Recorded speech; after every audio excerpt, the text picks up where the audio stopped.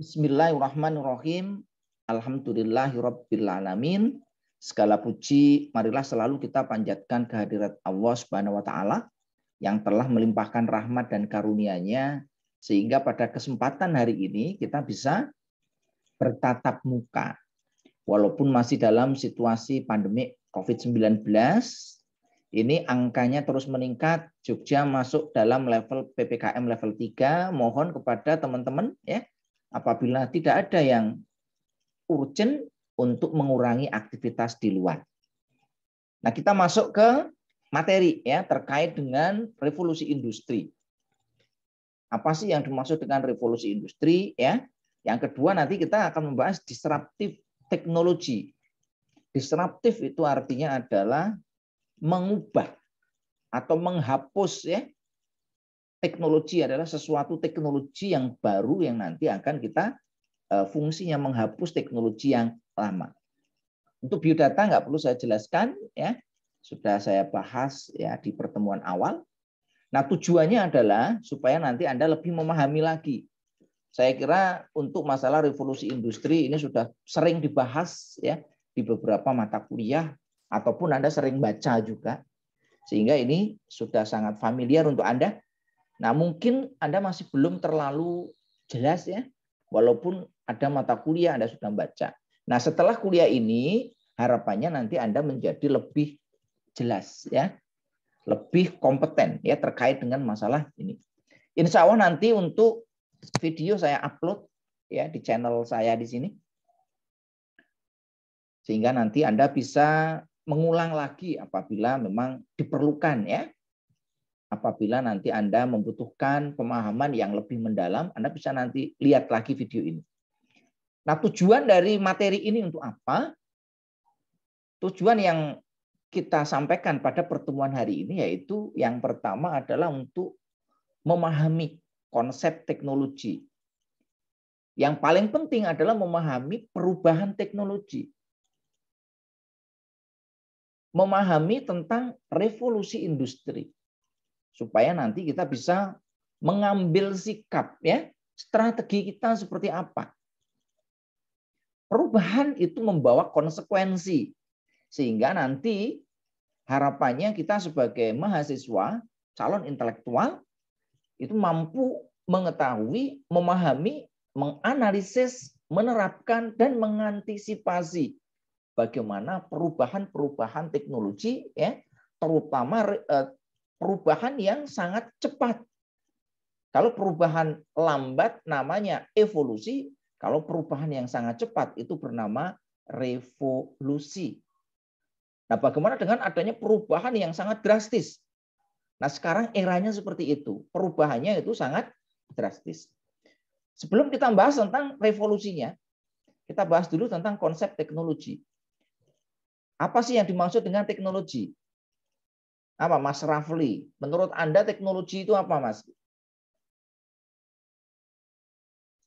Menurut saya teknologi itu suatu hal yang dapat mempermudah pekerjaan manusia.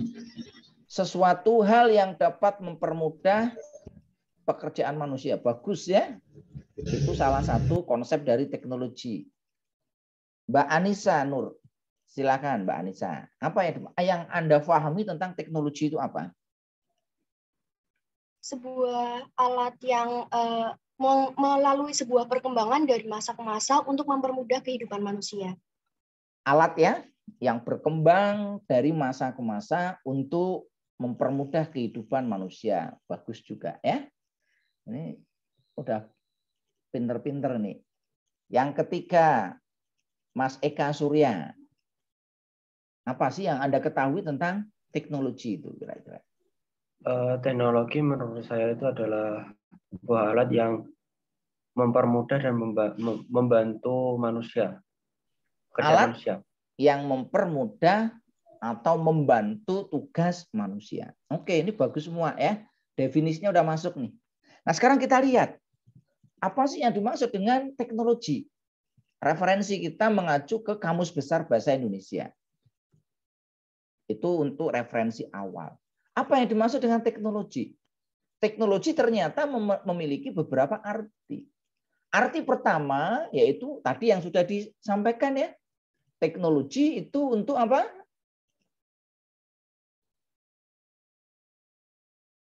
Sarana. Sarana itu tidak harus alat ya. Teknologi itu suatu sarana. Sarana itu bisa alat ya, bisa bentuknya hardware, bisa bentuknya software ya, bisa bentuk yang lain ya. Yang tujuannya untuk membantu kehidupan manusia agar lebih mudah, agar lebih nyaman, agar lebih aman, agar lebih menyenangkan. Itu teknologi. Nah, sebenarnya teknologi juga secara prinsip artinya adalah ilmu terapan.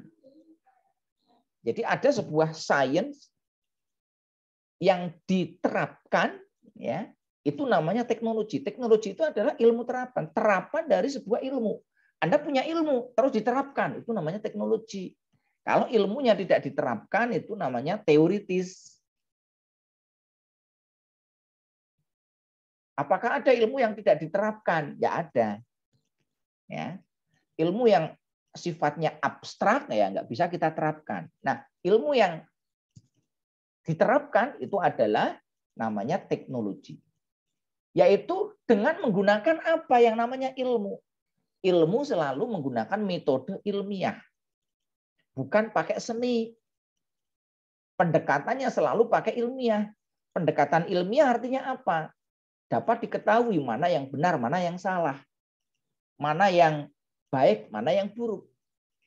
Mana yang menguntungkan, mana yang tidak menguntungkan.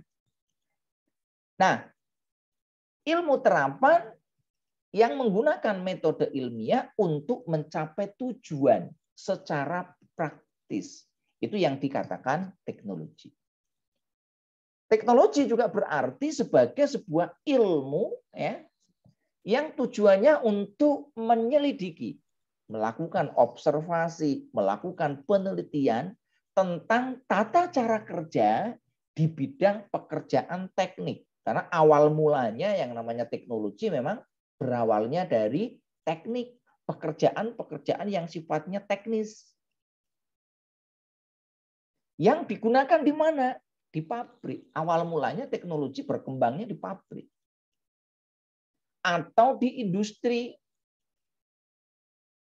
Baik industri rumah tangga, industri militer, maupun industri yang lainnya. Biasanya awal mula dari teknologi mulanya di industri militer. Hampir semua ya peralatan-peralatan teknologi modern maupun media-media teknologi modern awal mulanya di sana. Karena untuk kepentingan apa? Politis. Setelah sukses di militer baru nanti itu dipublish ke umum. Nah, teknologi menekankan pada proses ya. Di dalam teknologi itu ada proses yang tujuannya untuk meningkatkan nilai tambah. Nilai tambah itu artinya misalkan kayu. Kayu itu kalau dijual harganya berapa? Begitu kayu diubah menjadi mebel, maka ada nilai tambah. Harganya itu meningkat. Kayu diubah menjadi kerajinan tangan, akan meningkat. Itu yang dinamakan teknologi. Bisa difahami semuanya? Bisa, Pak. Oke ya, tadi sudah bagus semua, tinggal nanti lebih lengkap ya. Nah, berikutnya, teknologi mengalami perkembangan seiring dengan perjalanan hidup manusia. Kalau kita lihat di dalam kita mencari nafkah ya, pada zaman dulu orang itu mengandalkan berburu. Teknologi yang digunakan apa? Sangat sederhana. Yaitu menggunakan alat berburu yang ukurannya kecil, mungkin dari kayu, lama-lama berkembang ya. Dari baja berkembang lagi menggunakan teknologi yang lebih canggih. Berikutnya dia berpikir dengan alat teknologi seperti ini hasilnya tidak maksimal, maka diperpanjanglah. Kalau tombaknya cuma satu, tidak efektif, kadang-kadang tidak kena. Berkembang. Lama-lama berkembang. Kalau sekarang ya sudah menjadi teknologi yang otomatis. Pakai senapan. Bahkan sekarang lebih canggih lagi, menggunakan peralatan-peralatan yang bisa mengontrol. Untuk berburu kita bisa kontrol agar hewan itu nanti pada waktu itu nggak bisa lari. Bisa pakai ultrasonik, ya, bisa pakai gelombang elektromagnetik, sehingga begitu kita mau berburu, binatangnya udah nggak bisa lari. Berkembang terus, manusia tidak lagi berburu. Berkembang lagi, ya. Nah, ini adalah perkembangan di bidang teknologi. Demikian juga, ya, teknologi di bidang perkantoran. Perkembangannya sangat pesat, ya. Mulai zaman dulu, zaman saya masih kecil, ya, sampai kuliah awal masih pakai mesin ketik. Mulai kuliah semester semester 4 baru muncul komputer populer di Yogyakarta. Setelah saya lulus kerja, mulai berganti dengan laptop. Laptop dulu ukurannya besar, sekarang mulai berubah pakai tablet. Sekarang tabletnya sudah touchscreen. Mungkin ke depan, ya, ini jauh lebih canggih lagi. Ini perkembangannya. Teknologi terus berkembang, ya, dimanapun teknologinya, baik di bidang pertanian, di bidang militer, di bidang alat-alat untuk berburu.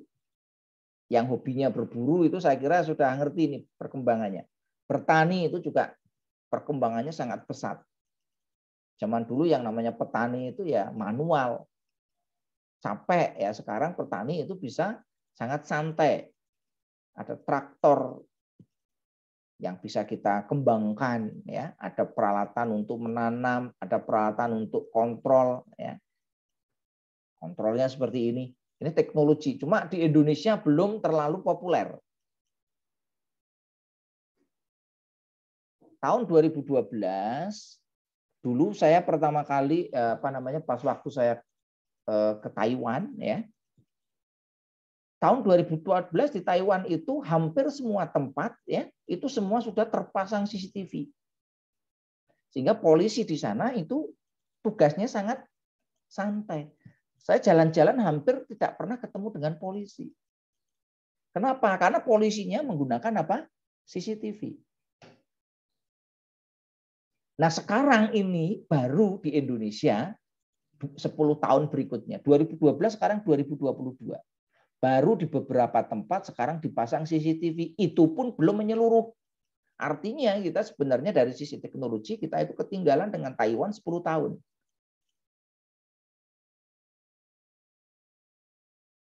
Demikian juga kalau saya kemarin jalan-jalan keluar, ya, misalkan ke Jerman, ke Italia, ke sana, ya.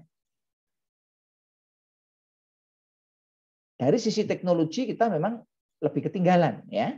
Walaupun sekarang kita masif. Cuma memang belum merata. Kalau kita lihat teknologi di bidang bangunan, kita jauh lebih bagus. Seperti kalau kita lihat bandara di Asia. Bandara di Asia itu 10 besar bandara terbaik mesti di Asia. Bandara Changi, bandara Tokyo, ya, bandara di Hong Kong, bandara di Cina, termasuk bandara di Kuala Namu itu masuk dalam bandara terbaik.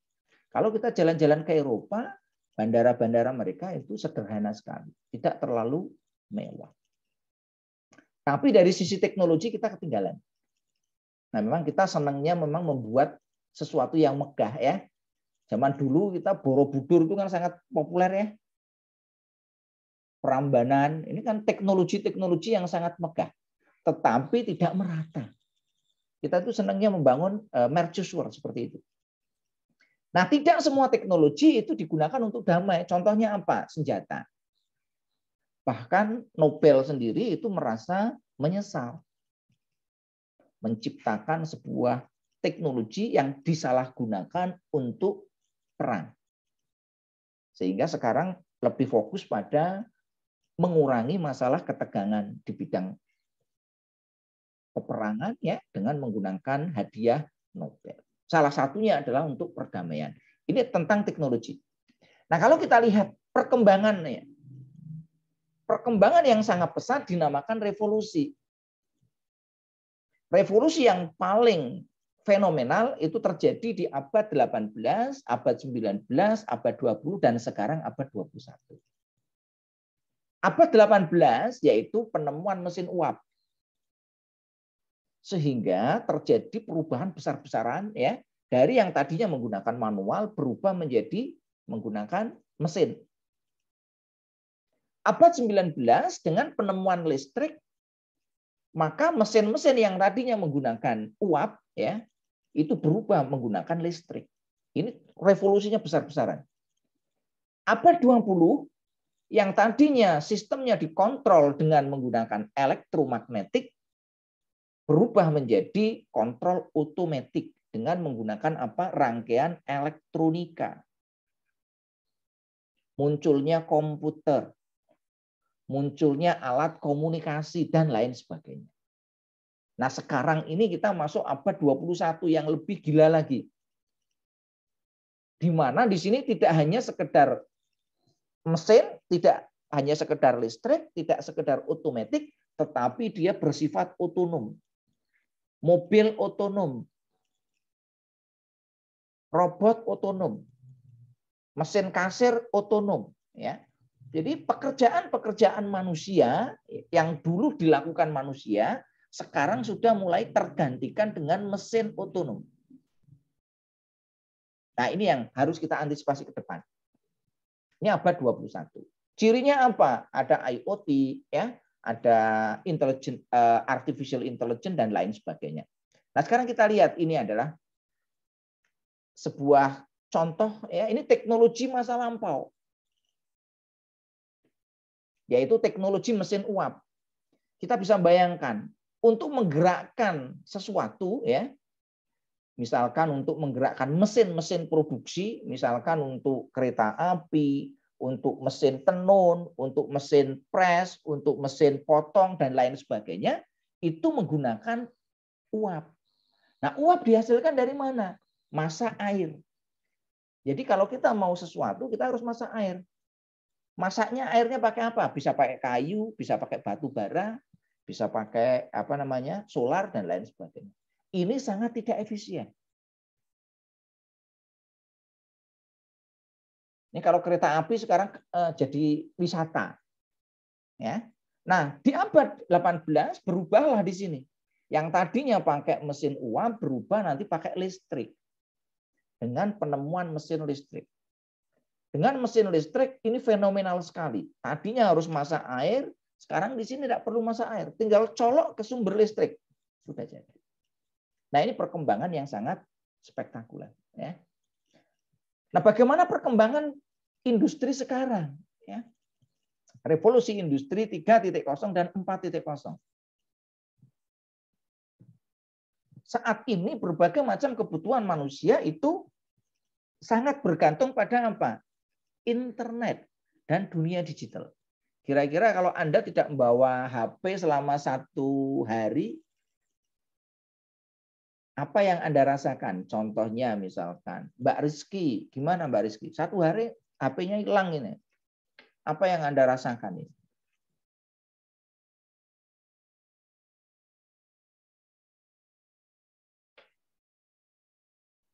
Pusing atau biasa saja? Atau gelisah?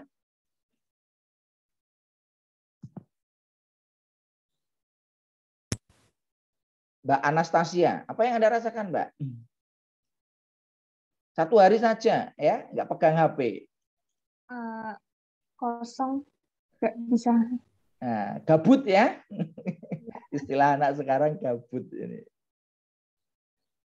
Mas Ahmad, gimana Mas Ahmad? Anda yang rasakan 1 hari nggak pakai internet, nggak pakai HP, nggak pakai gadget lah ya? Susah Pak, mau ngapa-ngapain juga nggak bisa. Nah, susah ngapa-ngapain nggak bisa. Ini artinya apa? Dunia sekarang kita sudah sangat bergantung kepada yang namanya dunia digital, dunia internet. Karena memang segala sesuatunya sekarang basisnya adalah internet. Di bidang ekonomi kita membutuhkan internet. Di bidang pendidikan kita membutuhkan teknologi digital.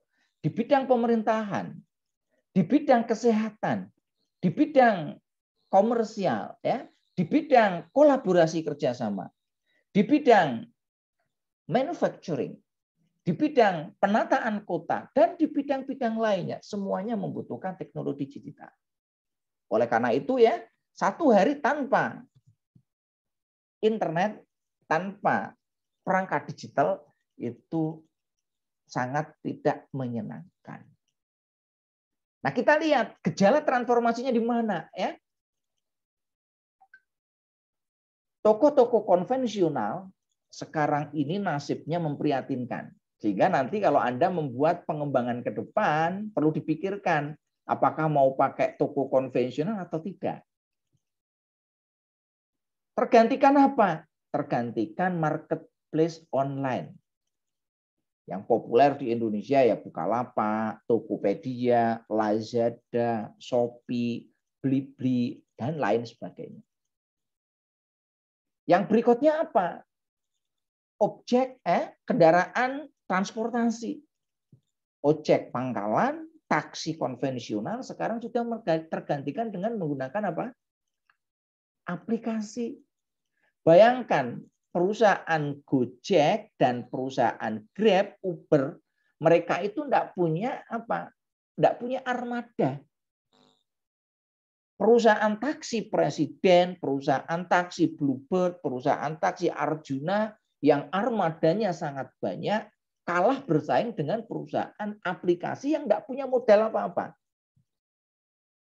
Ini namanya transformasi yang sangat tinggi. Nah, sehingga di sini yang namanya era industrialisasi digital itu membawa apa? Yang pertama membawa ancaman. Bagi orang-orang, bagi pihak-pihak yang tidak bisa menyikapi dengan baik dan benar, ini menjadi ancaman. Ancamannya apa? Ancamannya ya perusahaannya bisa bangkrut. Bagi pekerja yang tidak bisa beradaptasi akan kena PHK. Bagi negara yang tidak bisa melakukan adaptasi maka akan terpuruk ekonominya. Tetapi bagi orang yang kreatif ini menjadi peluang. Bagaimana kita meningkatkan ya bisnis digitalisasi ini, bagaimana kita meningkatkan di dalam proses-proses berkegiatan ini menjadi lebih efektif dan efisien. Maka kita sebagai akademisi, Anda sebagai mahasiswa ya ini harusnya menjadikan peluang, bukan ancaman gitu ya. Berpikirnya adalah sesuatu harus menjadi peluang. Nah, apa transformasi di masa depan? Salah satunya adalah skill. Kompetensi. Skill itu mengalami perubahan. Apa yang dibutuhkan untuk skill masa depan?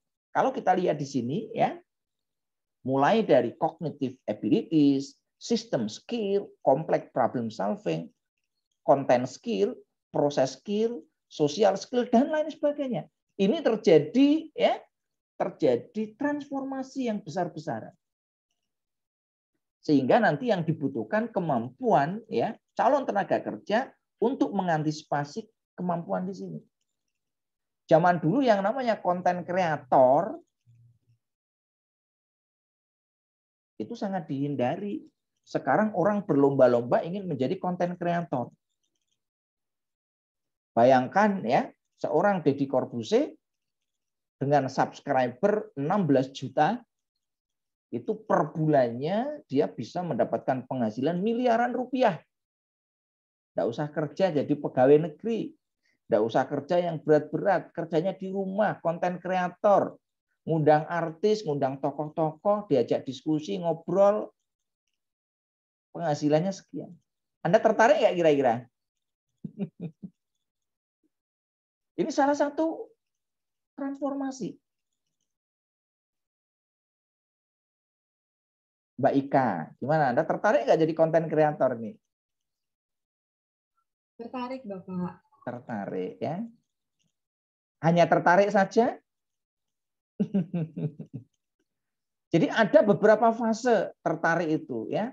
Yang pertama itu suka. Kalau suka itu banyak temennya.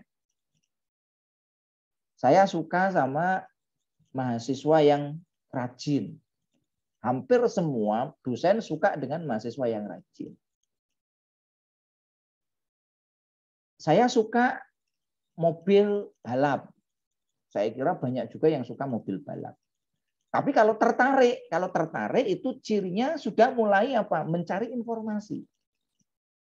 Nah, kalau ingin lebih lagi ditingkatkan menjadi butuh enggak kita?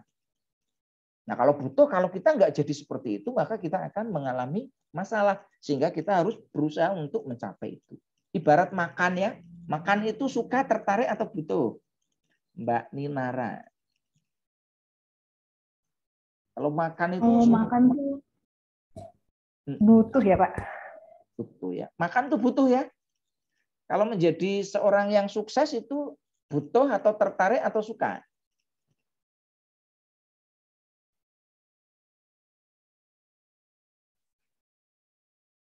IPK lebih dari 3,25. Suka atau tertarik atau butuh?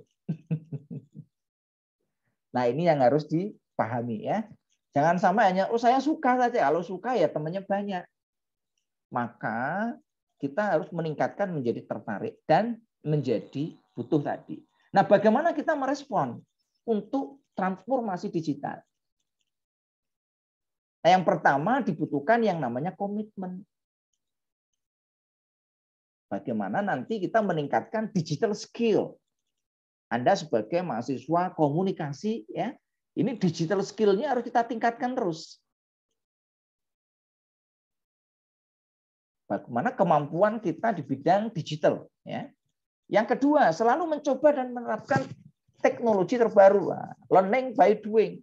Karena teknologi itu berubah sangat cepat.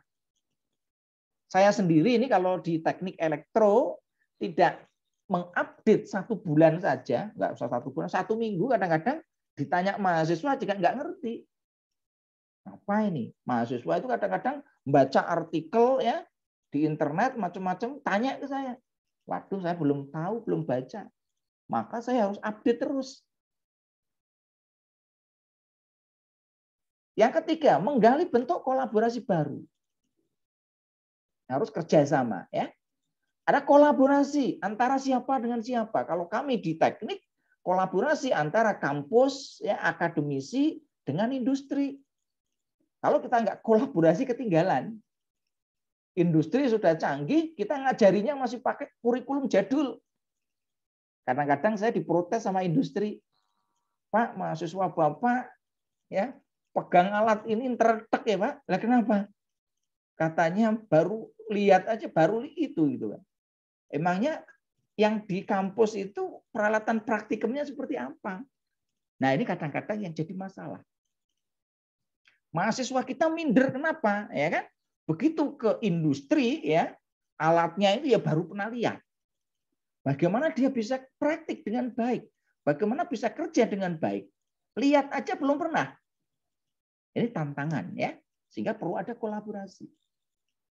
Menyusun kurikulum pendidikan yang telah memasukkan materi terkait dengan human digital skill. Nah, oleh karena itu di sini salah satu terobosan UNJ adalah memberikan mata kuliah transformasi digital. Supaya apa? Literasi kita terbuka. Nah, kalau kita lihat ya, teknologi tadi ya memudahkan hidup manusia, mempengaruhi pola hidup, membantu memperbaiki ekonomi, tetapi juga menghasilkan limbah. Nah, yang paling penting teknologi itu bisa mengubah etika. Apa itu etika? Etika lebih mengarah pada perilaku, mengarah kepada norma, mengarah kepada moral. Nah, ini berubah. Kalau zaman dulu mau menyampaikan ke dosen itu harus datang pagi-pagi, nunggu dosennya datang, begitu dosennya datang, kita minta izin, janjian kapan mau ketemu ya. Kalau sekarang enak. Pakai WA. Etikanya berubah, ya kan?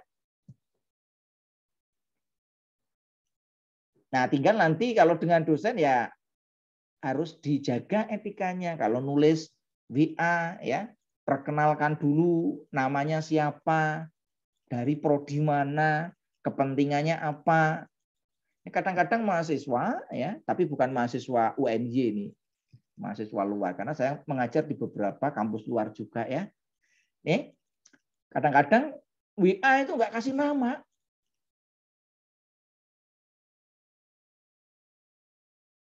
Kadang-kadang ya bertanya sesuatu to the point. Ya kadang-kadang saya bingung ini tuh mahasiswa mana, prodinya apa? Karena saya mengajar itu lebih dari 5 prodi. Saya harus detect ini. Ini mata kuliah apa, kepentingannya apa.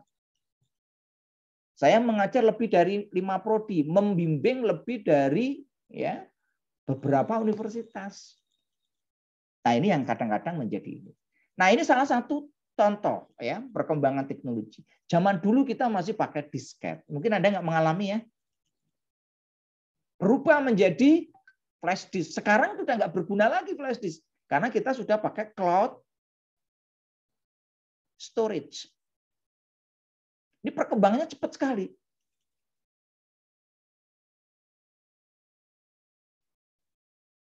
Dulu kita pakai buku, pakai kertas, pakai macam-macam. Sekarang kita sudah pakai perusahaan media cetak seperti Kompas, Kedaulatan Rakyat, Pikiran Rakyat, Suara Merdeka, ya tinggal menunggu waktu aja ini. Kalau tidak bertransformasi, maka akan jadi masalah. Nah, efek dari teknologi itu adalah yang namanya disruptive teknologi. Disruptive itu apa? Ya, silakan Mbak Vera dibaca, Mbak. Baik, Bapak. Jadi disruptif adalah kejadian yang mengharuskan merancang ulang strategi untuk bertahan terhadap perubahan lingkungan, mengganggu atau merusak pasar yang sudah ada, dan pada akhirnya menggantikan teknologi yang ada. Nah, ini yang efek yang sangat dahsyat dari teknologi masa kini. Kita harus merancang ulang, mendesain ulang tentang strategi untuk bertahan terhadap apa? Perubahan lingkungan. UNJ kalau tidak merancang ulang strateginya, mungkin suatu saat bisa bubar. Karena apa? Ke depan orang nggak butuh lagi kuliah di UNJ. Kita sekarang kuliah di YouTube itu lebih lengkap. Anda mau cari apa? Cari aja di YouTube. Hampir semua ada di sana. Cara mengajar dengan baik, cara berkomunikasi dengan baik, ya, cara untuk masak nasi, cara membuat kolam ikan, cara membuat filter, semuanya ada. Sehingga mau tidak mau UNY harus merancang ulang di sini. Kalau tidak, minimal mengganggu. Kalau sudah mengganggu bisa merusak. Kalau merusak bisa menggantikan. Nah, ini yang tragis ya. Yang kedua, selain disruptive teknologi ada disruptive innovation. Innovation adalah inovasi baru. Silakan Mas Rafli. Inovasi disruptif adalah inovasi yang membantu menciptakan pasar baru, mengganggu atau merusak pasar yang sudah ada, dan pada akhirnya menggantikan model bisnis yang selama ini berjalan atau menggantikan teknologi terdahulu tersebut. Nah, disruptive innovation, inovasi-inovasi baru itu mampu menggantikan, menghilangkan teknologi atau inovasi yang lama. Cara mengajar yang baru itu nanti bisa mengeliminasi cara mengajar yang lama. Ini bisa dibayangkan. Model sekolah yang baru. Anda contoh sederhananya itu kan ini kan. Apa ini? Ruangguru.com. Berapa korbannya? Bimbingan belajar. Ini bimbingan belajar, dulu zaman saya masih SMP, SMA, bimbingan belajar itu sangat menjamur di Indonesia. Ada gamma eksakta, ada neutron, ada prima gamma. Ya. Ada yang dari Bandung itu namanya apa saya lupa ya. Dari Jakarta apa, banyak sekali. Sekarang bimbingan belajar ya itu sudah mulai tergantikan ruang guru. Ini disruptif inovasi baru ya. Nah, ini contoh-contoh yang lain. Di bidang fotografi ya, di bidang ensiklopedia, di bidang musik, di bidang industri, di bidang media, di bidang perfilman, bioskop itu dulu sangat maju. Sekarang semuanya terganti dengan Netflix dan teman-temannya. Ini yang namanya disruptive innovation. Nah, sektornya apa saja? Ini kalau kita lihat ya. Awalnya dulu di musik, merambat ke film, merambat ke media. Kini masuk pertanian, perikanan, kelautan, pertambangan, transportasi, logistik. Bahkan sekarang pendidikan.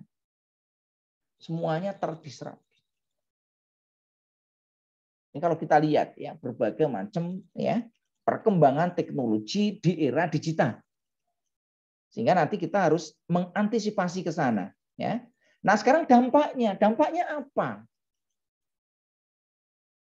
Dampaknya tadi adalah merusak model bisnis yang sudah ada. Tatanan baru mulai tergantikan. Ini namanya dampak yang luar biasa. Dunia pendidikan tadi ya, ke depan itu akan terdampak sangat luas. Sekarang pendidikan menggunakan apa? Online learning. Dosen, guru yang tidak siap dengan online learning, ya nanti akan terdegradasi. Bisa ngajar nggak kira-kira? Nggak bisa. Kalau ngajarnya nggak menarik, ya tidak bisa memberikan pengajaran yang baik, gimana nanti? Ya, ini dampak yang luar biasa. Sehingga kampus-kampus sekarang melakukan reformasi besar-besaran.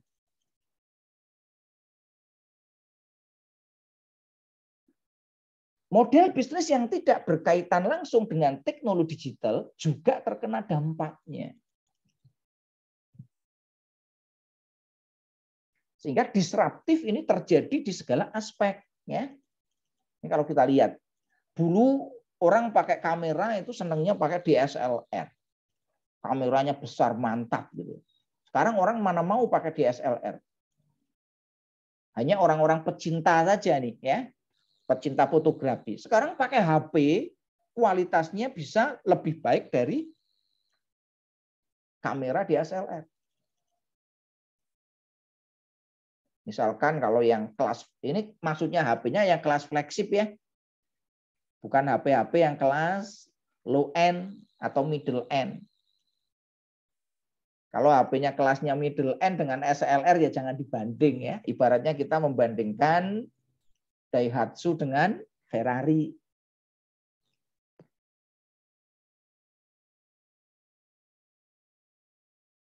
Nah, berbagai macam perkembangan di sini. Dampaknya luar biasa. Apa saja contohnya? Belanja offline mulai tergantikan dengan e-commerce. Ya. Transportasi online.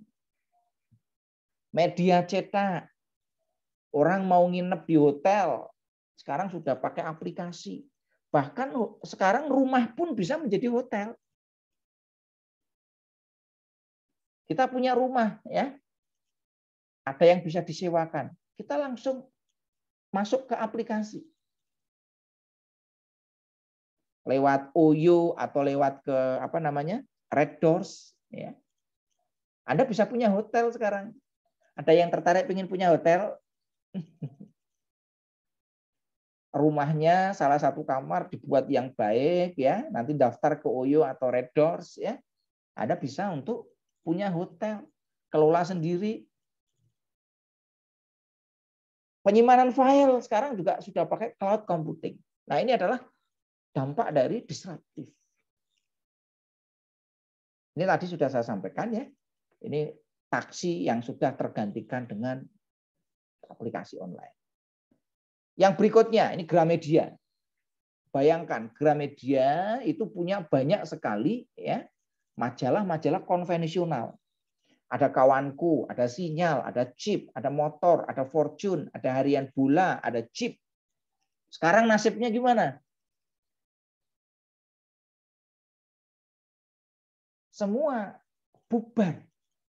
Berganti menjadi media apa? Ya, berganti menjadi media online. Nah, Gramedia termasuk salah satu yang sukses. Karena tahu gelagatnya ini maka akan terjadi disruptif, maka dia berubah. Ini salah satu contoh sederhana ini. Bagaimana migrasi Gramedia dari yang tadinya konvensional menjadi online. Salah satu korban di bidang transformasi digital yaitu apa ini? Nokia ya. Teknologi saja tidak cukup. Zaman dulu Nokia itu menguasai pasar. Indonesia itu dulu dikuasai dengan Nokia. Pangsa pasar Nokia di Indonesia itu tembus di atas 50%. Sekarang Nokia bisa 5% saja itu berat sekali. Pangsa pasarnya sekarang terjun drastis kurang dari 5%. Digantikan siapa? Apple, Samsung. Sekarang muncul HP-HP Cina, Xiaomi, ya, Oppo, Vivo. Itu pengganti dari Nokia. Nokia dulu paling merajai. Kenapa Nokia sampai gagal? Nokia gagal karena apa? Tidak mengantisipasi transformasi digital, perubahan sistem informasi. Dulu Nokia masih mempertahankan menggunakan Windows Phone dan Symbian. Tergerus oleh apa? Oleh Android.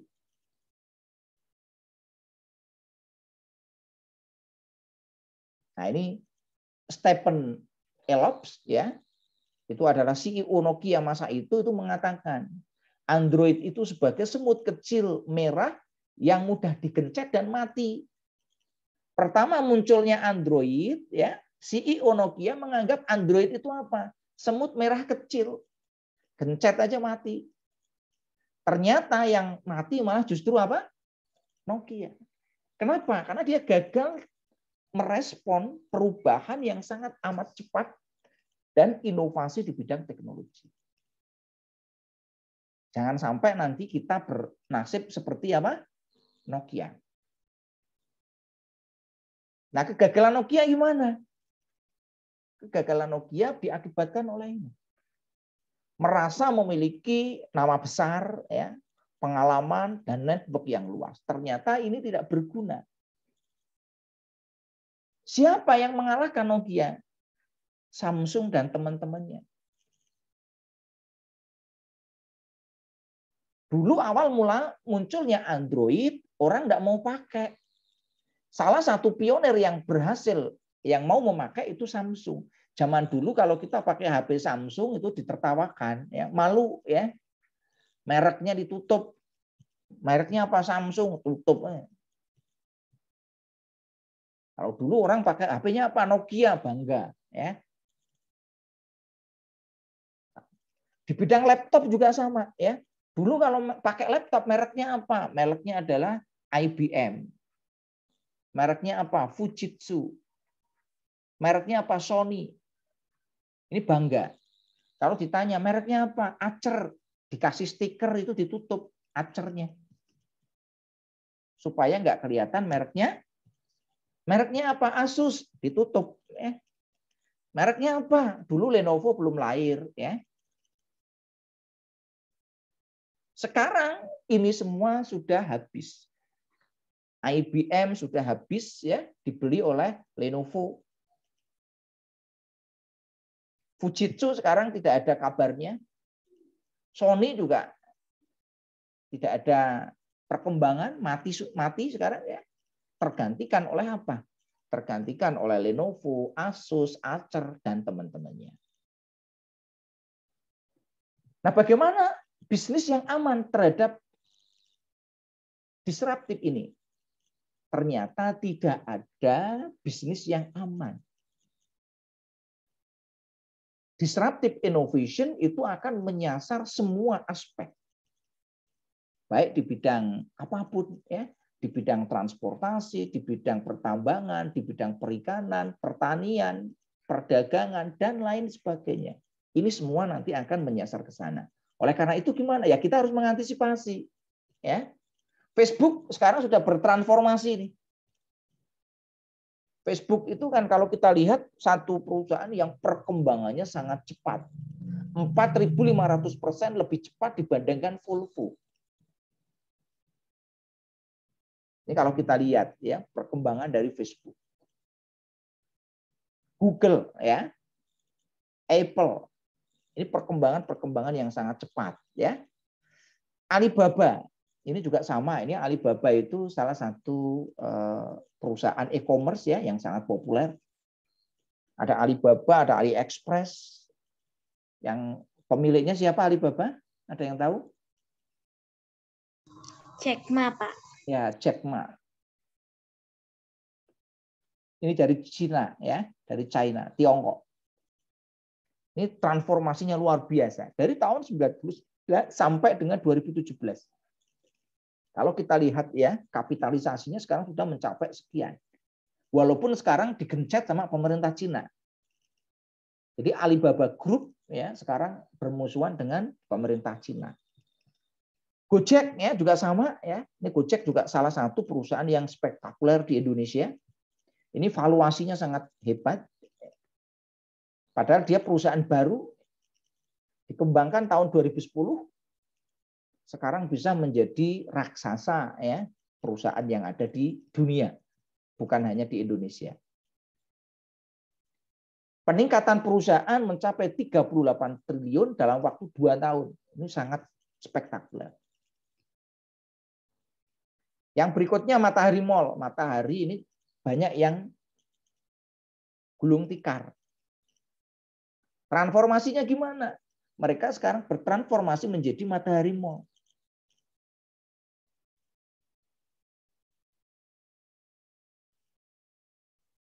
Nah, ini transformasinya. Kalau tidak mengalami ini, ya pasti nanti dia akan mengalami penurunan yang sangat jauh.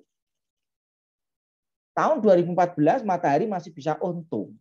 Sekarang untuk tidak rugi saja sangat berat. Apalagi di masa pandemi. Dengan mereka bertransformasi menjadi Matahari Mall, mereka masih bisa mengembangkan keuntungan. Nah, bagaimana untuk mengeksekusi transformasi digital? Ya. Ini salah satu saran dalam yang dikemukakan oleh Steve Jobs ya. Ini harus fokus ini.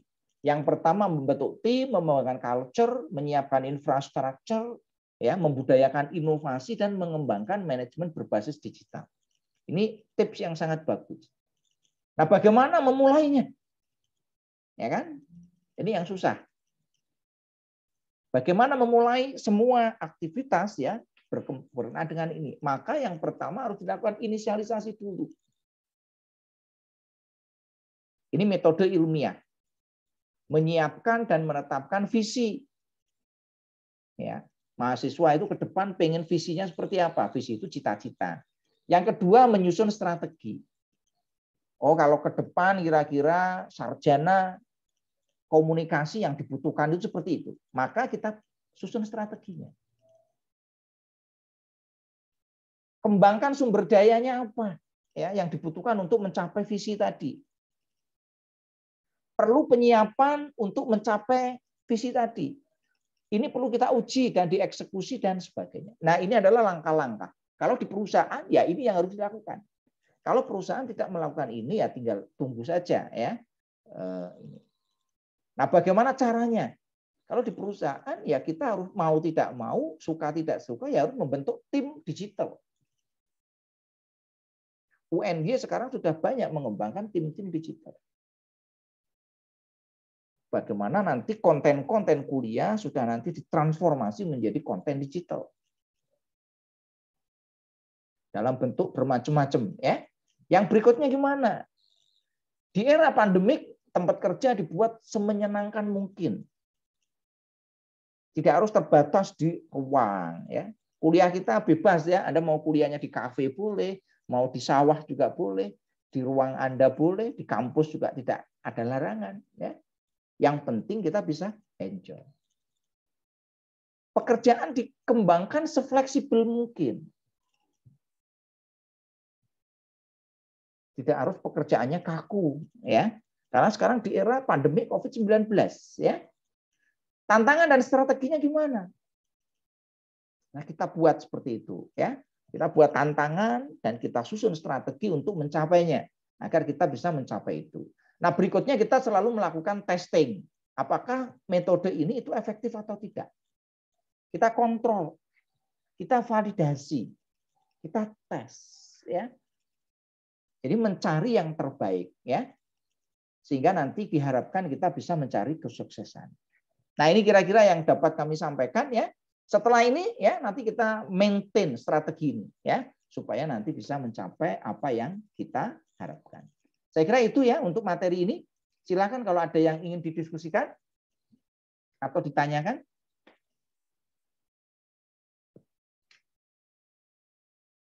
Ada? Saya ingin bertanya, Pak.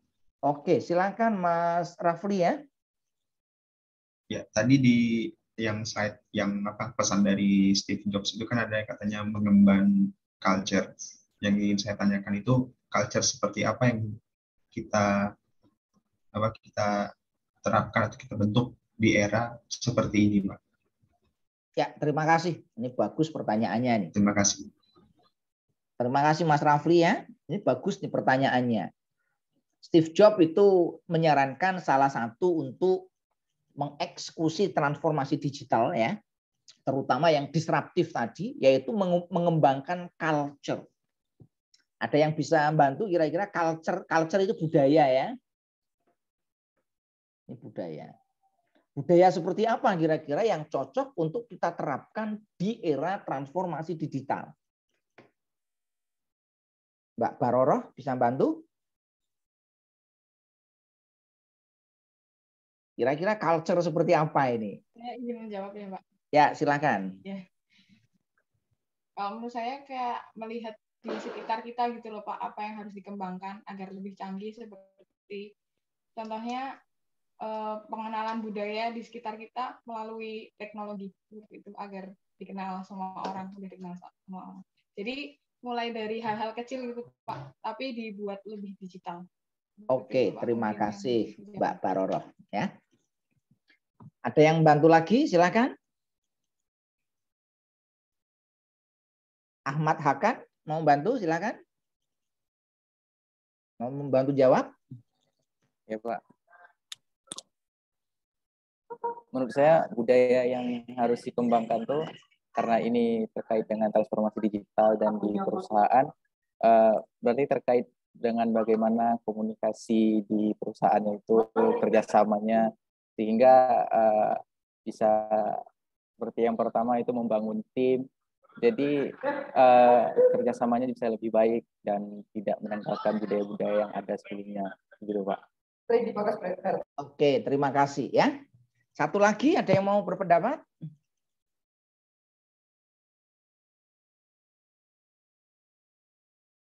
Mbak Giansa?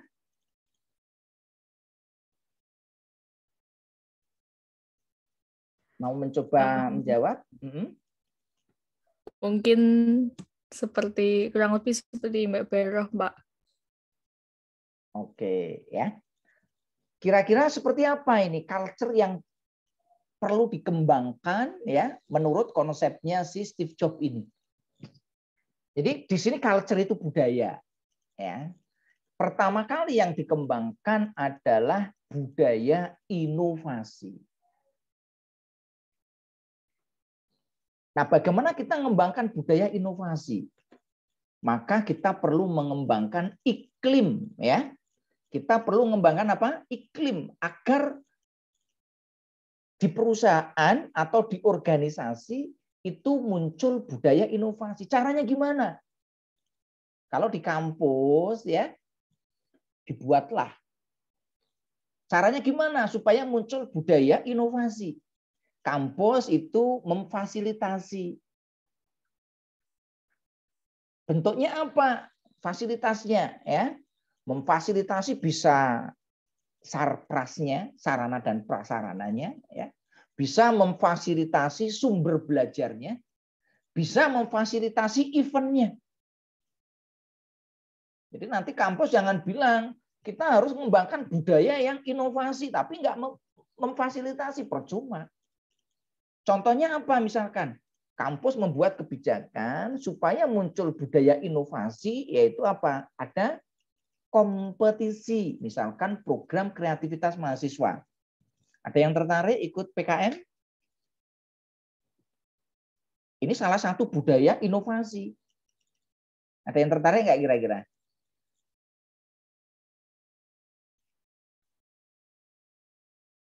PKM. PKM adalah program kreativitas mahasiswa. Ini lumayan ini ya, nanti bisa didanai oleh pusat ya. Nah, ini salah satu yang perlu dikembangkan. Supaya nanti kita ya, warga dari kampus, warga dari organisasi atau perusahaan itu mempunyai budaya inovasi, maka kita perlu mengembangkan, memfasilitasi tadi. Ini yang paling penting ya. Nah, yang kedua adalah budaya literasi. Ini penting sekali ya. Karena apa? Literasi itu akan membuka wawasan. Bagaimana nanti kita berpendapat, kita mengemukakan ide-ide itu tidak trial and error, tetapi berdasarkan literasi. Melakukan inovasi, kalau dia inovasinya tidak bermanfaat, percuma. Ini melakukan inovasi itu yang membawa apa? Nilai tambah. Yang namanya inovasi belum tentu itu bisa berhasil. Banyak inovasi-inovasi yang gagal. Contoh inovasi yang gagal apa misalkan? Anda mungkin pernah mendengar pager ya. Ada yang tahu teknologi pager dulu? Pager itu sebelum teknologi apa ya? Dia itu teknologi setelah HP ya. Sebelum teknologi SMS dibuka secara umum. Jadi teknologi pager itu berkembang tahun 2000 sampai 2002. Dia hanya berumur sekitar 2 tahun. Sampai dulu ada kelompok musik namanya Saikoji. Itu membuat lagu judulnya adalah apa? Pager.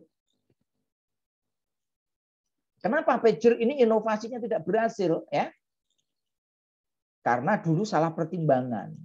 Pada tahun 2000 antara operator Indosat, Telkomsel sama XL Axiata zaman dulu itu saling mengunci SMS. Tahun 2000-an ya, mungkin Anda baru lahir ya, sekitar itu. Anda lahir tahun berapa ini? 2003, Pak. 2003, Anda belum lahir ternyata ya. Ya pantesan nggak ngerti teknologi pager. Tahun 2000, 2001, 2002 ada 3 operator yang sangat terkenal di Indonesia, yaitu yang pertama itu adalah Telkomsel, yang kedua adalah Indosat, yang ketiga adalah XL Axiata. Nah, ketiga operator ini menganggap SMS itu receh. SMS itu aplikasi kirim pesan. Saya masih ingat dulu Direktur Telkomsel mengatakan SMS itu receh. Receh itu dibanding pendapatan Telkomsel pada zaman itu ya, yang fokusnya pada telepon, menganggap SMS itu cuma tarifnya Rp350. Karena dulu sekali telepon 1 menit itu Rp2.000. Jadi SMS itu bagi Direktur Utama Telkomsel zaman dulu dianggap receh. Akibatnya apa? SMS itu eksklusif. Hanya diperuntukkan kalau dia pelanggan Telkomsel hanya bisa SMS ke pelanggan Telkomsel. Kalau dia pelanggan Indosat dia hanya bisa SMS ke pelanggan Indosat. Demikian juga untuk XL. Nah, inilah yang dimanfaatkan oleh perusahaan namanya pager. Pager itu memanfaatkan inovasi ya. Karena mereka saling mengunci, maka dia membuka kuncinya.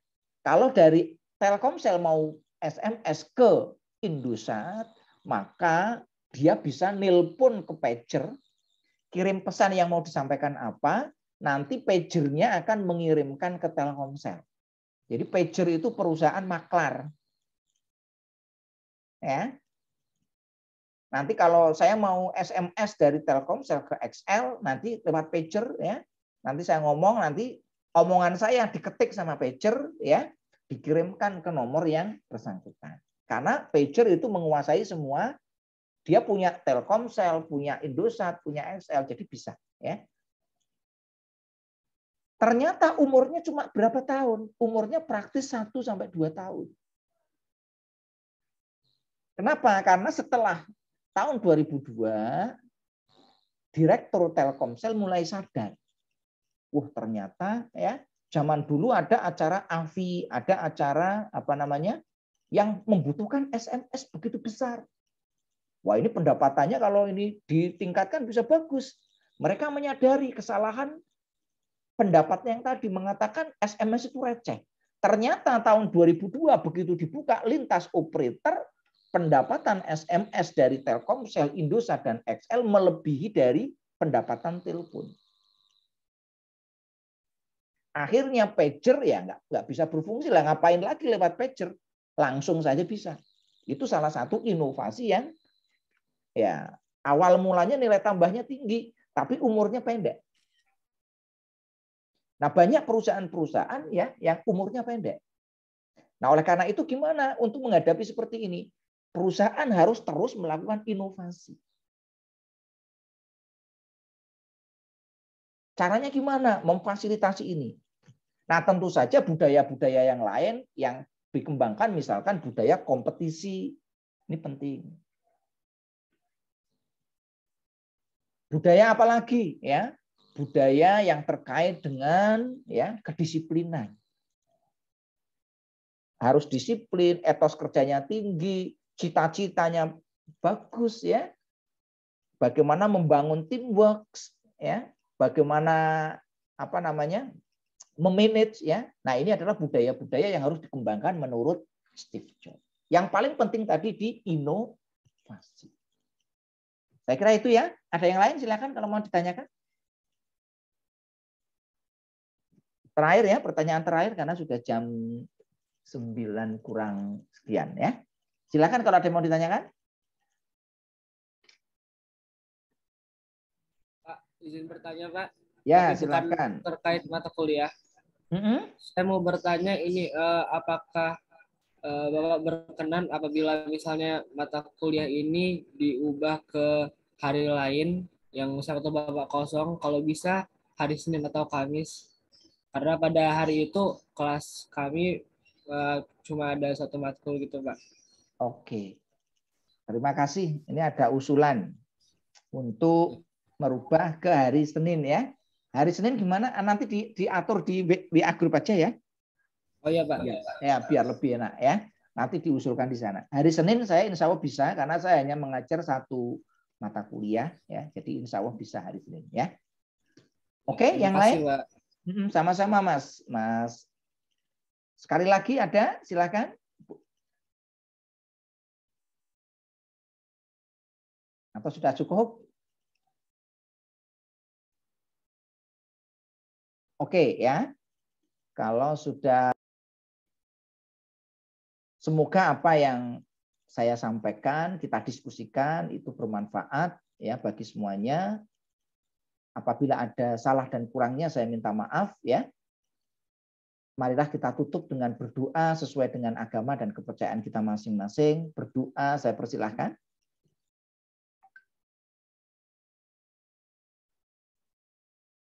Cukup, terima kasih ya. Akhirul kalam wallahul muwaffiq ila aqwamit thoriq. Assalamualaikum warahmatullahi wabarakatuh. Waalaikumsalam. Waalaikumsalam warahmatullahi wabarakatuh. Terima kasih, Pak. Sama-sama.